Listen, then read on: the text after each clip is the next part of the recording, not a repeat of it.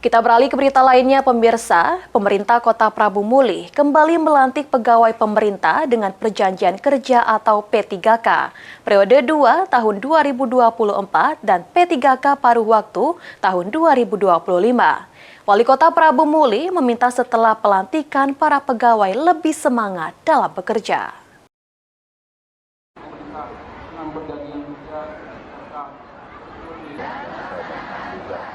Pemerintah Kota Prabu Muli melakukan pelantikan P3K periode 2 tahun 2024 dan P3K paruh waktu tahun 2025 di Stadion Talang Jimar, Kota Prabu Muli.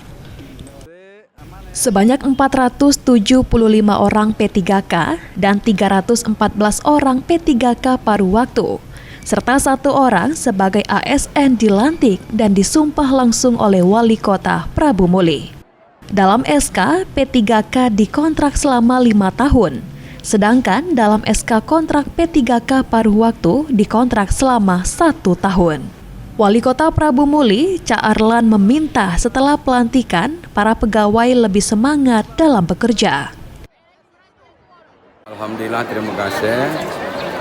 Memang sudah lama Cak ajukan BKSDM untuk mengurus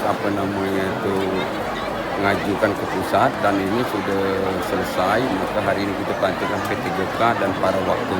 Alhamdulillah, Cak dia malam ini berdoa supaya ini jangan panas, tapi kabulkan Maha Kuasa. Dengan sudahnya adanya kita lantik ini, kita berharap supaya para pegawai kita P3K ini tambah semangat untuk bergaul kan.